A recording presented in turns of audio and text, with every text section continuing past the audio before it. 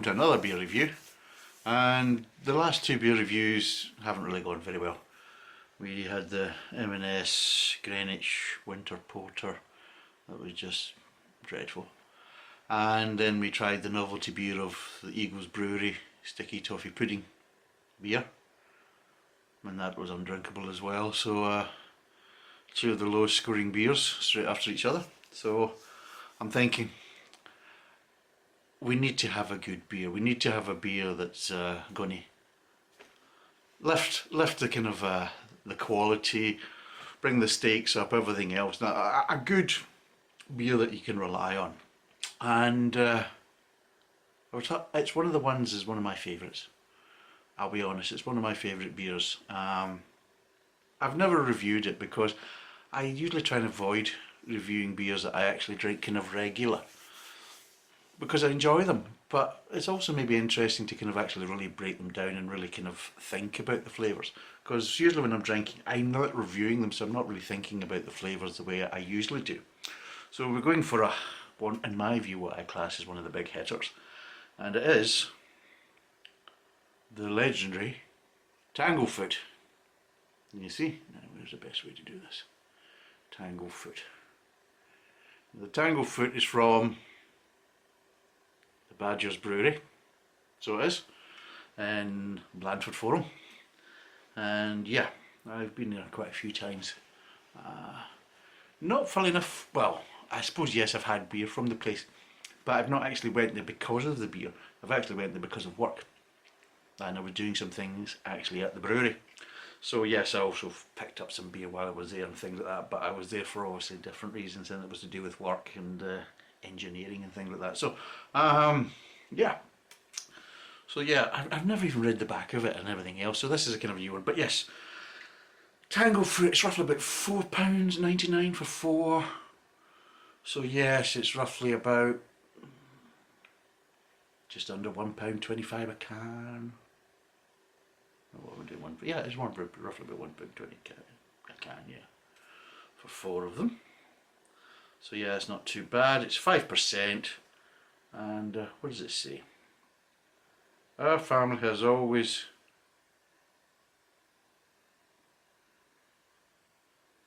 kept its feet on the ground. Well, except for the night that gave name to our legendary golden ale. In that evening years ago, we gathered at Blandford's to sample head brewer John at Woodhouse. I honestly can't. I can't read that. Hold on. Really is. I mean, do they want people to actually read these bloody things? Right, let's see. We'll take a picture of it and then see if I can enlarge it, because that's just ridiculous. Come on, Treacle.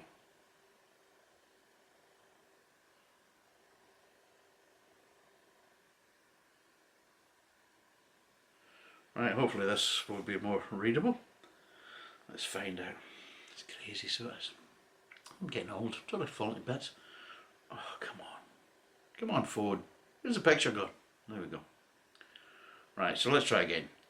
Our family has always kept its feet on the ground, well, except for the night that gave name to our legendary golden ale. On that evening years ago, we gathered at Blandford to sample head brewer John Woodhouse's latest wonder. So rounded and fruity was it that a proper old knees-up ensued, and the legend of Tanglefoot was born.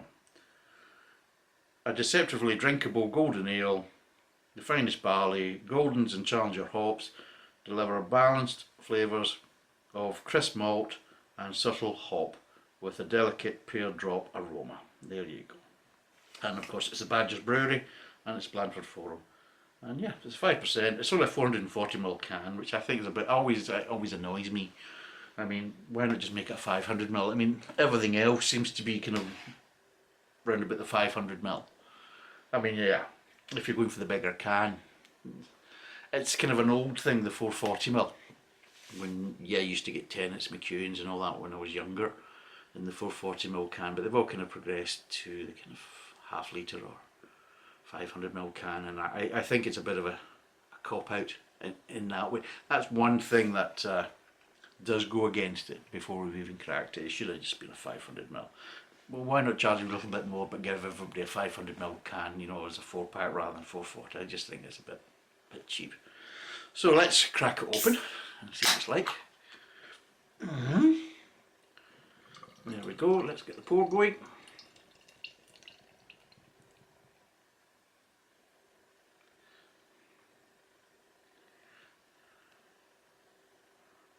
There we go. Nice kind of 1.5 finger head. Nice clear beer. Nice golden colour. Let's get the smell. Yeah, getting a little bit of pear, yeah. A little bit of pear. Which normally isn't probably the best kind of smell to get, but in a beer, because it can mean there's other things that have happened to it. But yeah, you get a bit of hops, a little bit of light malt, and that's it. There's not really a big aroma, and it doesn't seem to be coming across with lots of aromas, but that's kind of normal with my experience of drinking this. So let's crack in and see what it's like.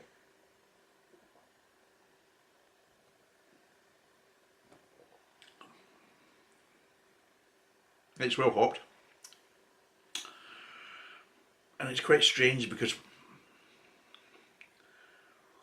the way it's kind of hopped, you're starting to get a kind of hoppiness as you start to drink it, and at the start of the mouth, which does kind of start to lull in the false sense of security that you're going to get a good, you know, strong, bitter finish. But then it kind of moves into kind of malty fruitiness mid-tongue, which then just kind of lightly kind of dissipates as an aftertaste, and there isn't the bitterness.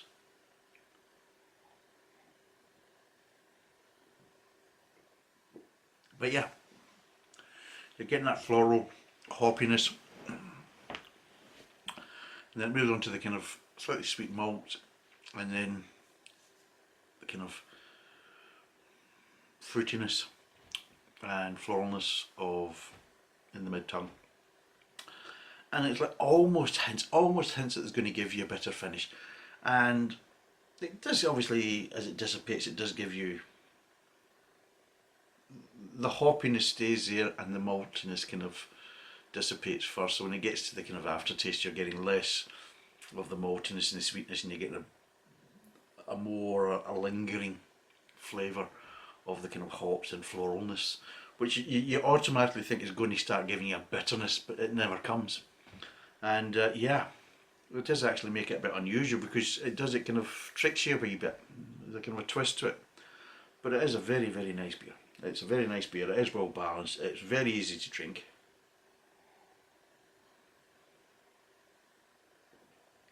It's lively as billy, so it is. I've tried it in the draft and I've tried it in the can, and they're both good. Both really, really enjoyable. And yeah, very, very drinkable.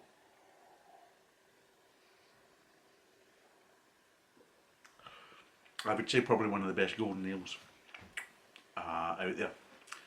And I think it's a case as though that it is starting to kind of not only be sold around the UK. I think it's a lot easier to get than it was previously, but it's also starting to kind of venture outside of the UK as well, and other kind of markets abroad are now basically getting their hands on it as well, which is great, because it does kind of highlight that, yeah, some kind of traditional British brewing techniques and using the kind of traditional methods and the traditional ingredients work really well, and it kind of shows what the UK is capable.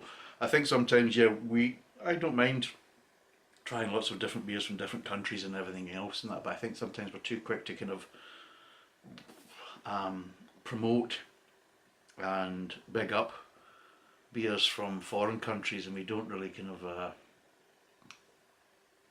really push our own beers and have the right attitude. yeah, there's a lot of rubbish out there. Whether it comes from abroad or it comes from the UK, there's a lot of rubbish out there. But there are some beers that, well, yeah, it's just done right, and it's really enjoyable. So yeah, what would I give this out of 5? Well, I'm going to give it a 4.2. I would probably have given it a 4.5, but I'm knocking some marks off just because of it's a 440ml can. It should be a 500ml can. But yeah, 4.2. I could drink this all day long. Cracking beer, really nice, well balanced. I would recommend it. If you haven't tried it, go and try it. I think you'd enjoy it.